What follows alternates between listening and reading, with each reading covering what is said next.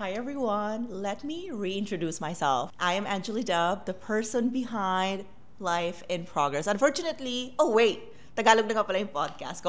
Taglish na yung podcast ko. So I've been podcasting since 2020. So almost 4 years na yung podcast ko. And this is something I do outside my businesses. So in short, wala ako kinikita sa podcast ko. I really do it. Parang eto na yung giving back ko sa mga tao. I am not an influencer. I am not a celebrity. I am not a content creator. Kung ano na pa yung mga pangalan, di ba? May digital creator pa nga. I am just an entrepreneur. I am the person behind Access Travel, Happy Lab, and our new business, Explora Aura. Ito yung something na pwede ko gawin na parang walang kinalaman sa pera. This is something I really value. So medyo matagal ko siya hindi na-upgrade. And I will be very honest, this year, I just showed up. This year, as in, tinaguyod ko lang siya. So parang Tagalog no na. Yes, alam ko yung word na tinaguyod.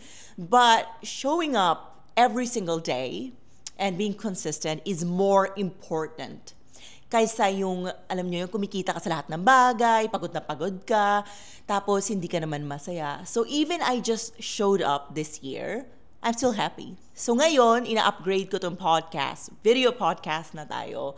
Wala yung napilitan ako, walang ganon. I am doing it because I want to. I produce my own podcast, I pay for my editor, I pay for my social media manager, for the videographers. So this is what Life in Progress is. This is my way of giving back to my community. So who inspired me to finally mag-upgrade na ng podcast? Dani Barreto. She won the Best Wellness Podcast. And sabi ko, kaya ko din pala gawin. Dani Barreto is also an entrepreneur. In fact, she's also a mom of 2. So parang naipaisip ako, kung kaya niya, kaya ko din. Ako sarili ko lang yung inaatupag ko, sarili ko lang yung problema ko, tapos lagi ako nag-excuses, ay di ko yun kaya gawin, ayoko gawin.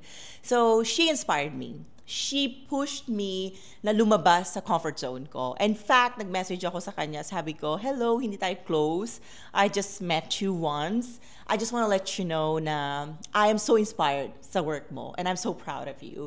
So the lesson I learned from that encounter with Dani Barreto is she's not my competition. No. In fact, she inspired me. So what can we learn from that encounter of mine with Dani? Na kahit same naman kami ng ginagawa, hindi lahat na tao competitor natin. Yung iba, we can collaborate with them. Yung iba, we can learn from them. Yung iba naman, talagang lessons lang sila, right? So I'm so thankful to Dani Barreto. In fact, isa siya sa magiging first guest ko dito sa Life in Progress. So our episode for today is, what are we leaving behind ng 2024? So for me, first thing is I'm leaving behind na yung hindi ko ina-upgrade yung podcast ko. I-upgrade ko na siya. Ito na yon. And aside from that, ang iiwan na natin is, first, people-pleasing. Why do we people-please? Because we are scared? Bakit? Ano ba kinakatakutan natin? Sarili natin? Sarili nating anino? Di ba may ganun kasabihan sa Tagalog? I think people underestimate the power of being with ourselves. Alam nyo, pag kilala nyo yung sarili nyo, it's so easy to say no sa lahat ng bagay na ayaw nyong gawin. I think there was one time I posted sa TikTok ko, parang, why we should not people please. Yes, ayaw naman natin na ayaw sa atin ng mga tao. Sino ba may gusto na may ayaw sa atin? But we have to learn to accept that tayo nga, di natin gusto lahat ng tao eh. So how can we expect everyone to like us? How can we expect na lahat na tao tanggap tayo? Kasi that's impossible, di ba? So why everyone is different? Because lahat tayo iba-iba ng backgrounds, lahat tayo iba-iba ng trabaho, lahat tayo iba-iba yung mga traumas, lahat tayo iba-iba ang pinagdaanan. So imposible na ma-please natin lahat ng tao. So, isang example niyan. So, I've been in the Philippines. I am currently in the Philippines. And nag-aangkas ako because na-enjoy ko siya. So, parang dopamine ko siya. So, parang yung mga tao nagulat sa social media na how can this person na nagpa-first class sa Emirates na may-ari na Access Travel nag-aangkas? So, I think it boils down to my self-awareness. Yes, I do that because I love to travel, but it doesn't mean I'm untouchable. It doesn't mean na important person ako. So what I love about my life is the freedom. I don't need to please anybody. I am free. Because that's my definition of success. My definition of success is, kahit saan ako ilagay, kaya ko mag-survive. 'Di ba? So for me, pag nandito ako sa Philippines, my sense of adventure is taking angkas. So pinapark ko yung car ko sa Greenbelt or anywhere in Makati, tapos nag-aangkas na ako. That has been my dopamine. Magto 2 months na ako nandito sa Philippines, and I've really enjoyed it. In fact, mamimiss ko yun pag bumalik na ako ng Madrid.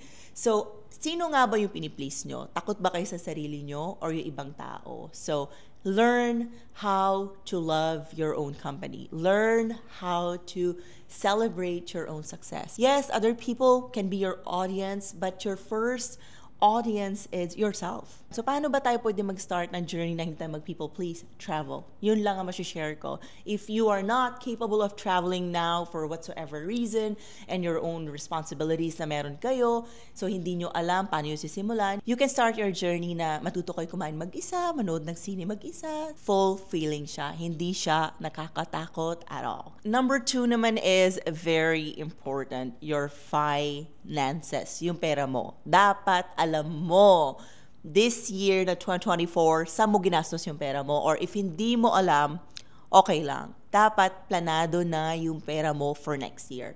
Okay lang naman maging spontaneous. Parang ako din naman ganon. But if hindi pa tayo financially capable maging spontaneous, kasi it's a privilege na magkaroon ng, di ba, parang spontaneous moments, trips. Kung wala ka pa sa stage na yon, dapat alam mo saan pumupunta ang pera mo. Kung irresponsable ka sa pera mo, dapat ngayon pa lang i-train mo na paano ka magda-downgrade ng lifestyle. So in 2025, yung word ko for myself is intentional.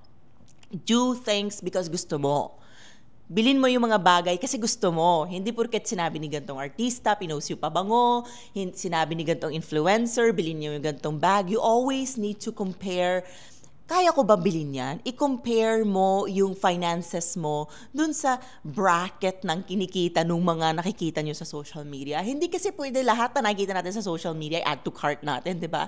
Hindi porket may sale, we deserve it. Hindi porket may payday sale, kailangan mong bilhin. Hindi porket mas bababa, kailangan bilhin. Dapat, by now, alam na natin paano yung strategy na sa mind natin, yung mindset natin na, okay, this is something I need, this is something I want. So, sa needs muna tayo. For example, my personal financial goals for next year are goals, yes, plural, kasi madami.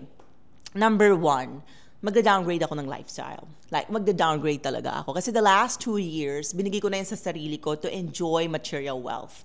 The last 2 years, lahat na gusto ko bilhin, binili ko. Bottega, Zimmermann, Tiffany, Audemars, lahat ng gusto ko binili ko na. Tapos realize ko, tapos na. Na-enjoy ko na. Kasi 34 na ako. So if someone is watching me dito na younger, let's say 21, you cannot compare yourself to me. Kasi mas malaki na ako kumita at this age, di ba? If nagsistart ka pala ng career mo, hindi ka pwede agad bumili na ng Bottega. Well, unless mayaman ka, di ba? So you have to learn to strategize your life, especially your money, if you want to live a peaceful life. Ako kasi paniniwala ko, money can bring us very far, especially if we have a very good relationship with money. Hindi natin yan pwede basta-basta lang winawaldas. Kailangan natin maging financially educated. Kailangan natin aralin yan. There are a lot of investments na pwede natin gawin sa banks. So, yung personal na natutunan ko is yung mga time deposits. Very helpful siya. Kaysa nilalagay nyo lang yung pera nyo, gawin nyo siya time deposits. Kasi meron na ngayon sa banks na parang 3 months lang di mo siya gagalawin. Yun yung downside. Kaya pag nag-time deposit kayo, make sure hindi nyo nagagamitin yung perang yon kasi hindi nyo siya pwede galawin. So, ang dami pa ibang investments. Kung meron kayong mga extra na income or may extra kayo na hustle, pwede nyo ilagay sa mga real estate. So, it's up to you. Ang daming options. Basta, ang kailangan natin matutunan is huwag magwaldas na pera sa mga bagay na hindi natin kailangan. So, isa pa yung financial goal ko is to buy more properties. So, para magsasuffer muna ako konti ngayon by downgrading my lifestyle.